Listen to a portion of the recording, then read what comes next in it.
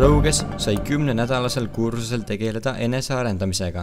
Koolitaja Martin Mark pakkus huvilistele teadmisi oma eesmärkide seadmise, raha haldamise ja positiivse mõtlemise kohta.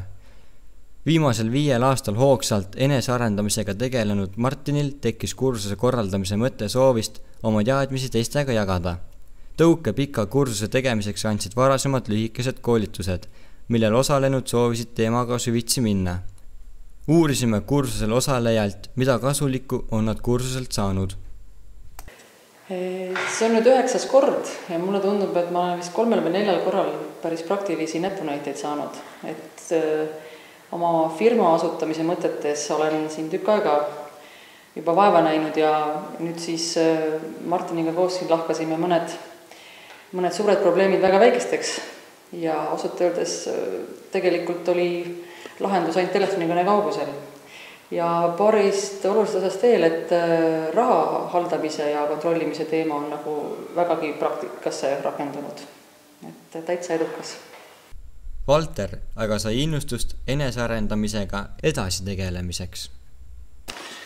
Põhiliselt on nagu mõtlemine muutunud kindlasti tänu sellele koolitusele ja siin koolitusel saadud info põhjal või teadmiste põhjal siis nagu on kindlasti muutunud mõnevõrra tutvusringkond. Edasised plaanid on kindlasti ennast arendada edasi, eriti palju raamatut lugeda. Samasugune plaan midagi hästi teha oli ka Martinil. 10 nädalat kestnud kursusel sai ka Martin nii mõndagi enda jaoks.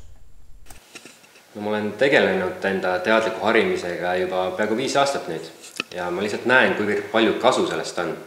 Ja mu elu on muutunud väga palju lihtsamaks, kergemaks ja mul on palju lõbusam.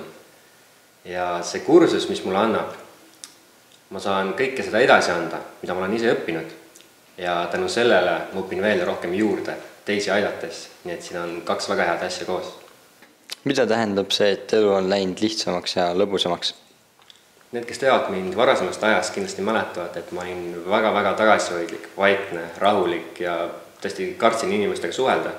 Aga nüüd ma olen teiste inimeste ees, esinen, räägin teistele ja ma olen väga rahul sellega.